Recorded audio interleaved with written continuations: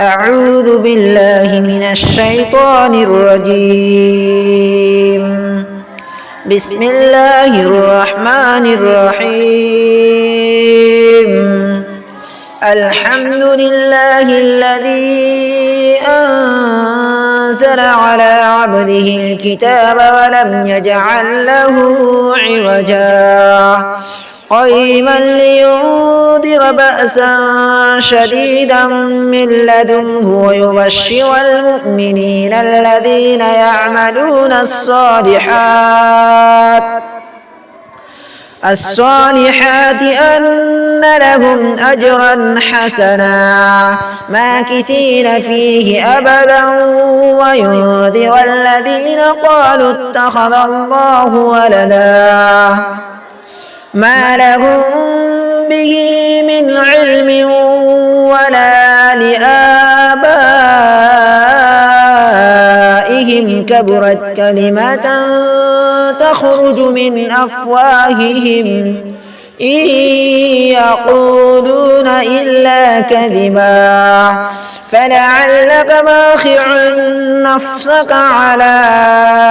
آثارهم إن لم يؤمنوا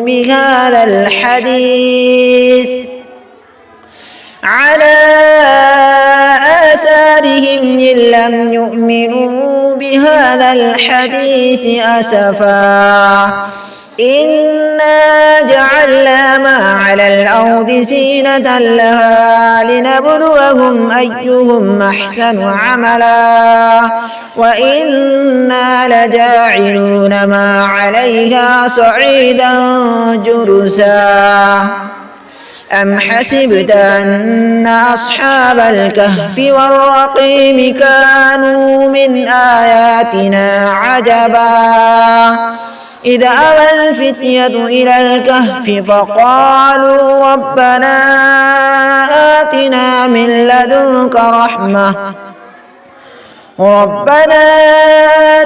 من لدنك رحمة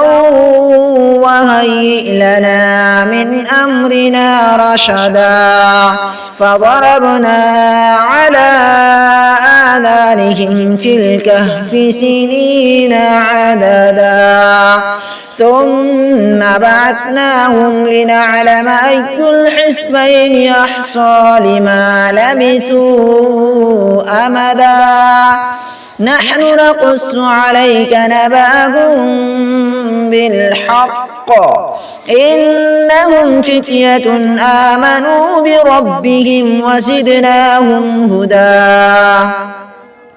وربطنا على قلوبهم إذ قاموا فقالوا ربنا رب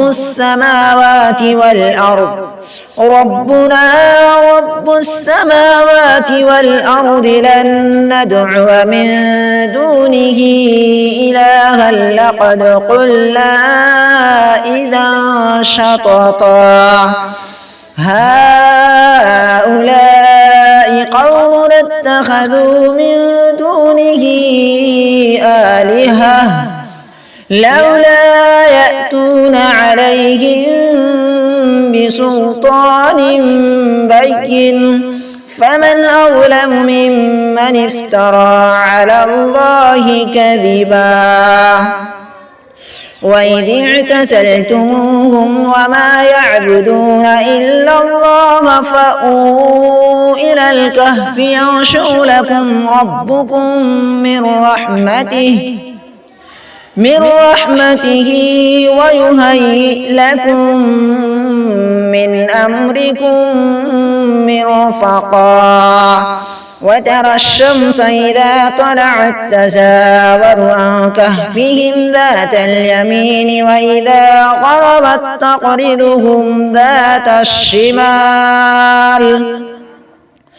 وإذا غربت تقرضهم ذات الشمال وهم في فجوة منه ذلك من آيات الله من يهد الله فهو المهتد ومن يضلل فلن تجد له وليا مرشدا وتحسبهم أيقاظا وهم رقود ونقلبهم ذات اليمين وذات الشمال وكلبهم باسط ذراعيه بالوصيد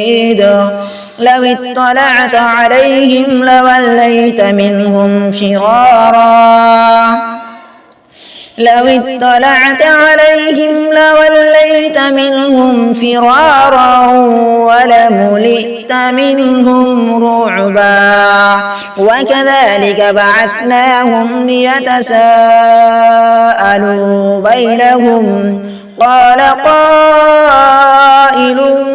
منهم كم لبثتم قالوا لبثنا يوما أو بعض يوم قالوا ربكم أعلم بما لبثتم فبعثوا أحدكم بورقكم هذه إلى المدينة فلينظر أيها أزكى طعاما فليأتكم برزق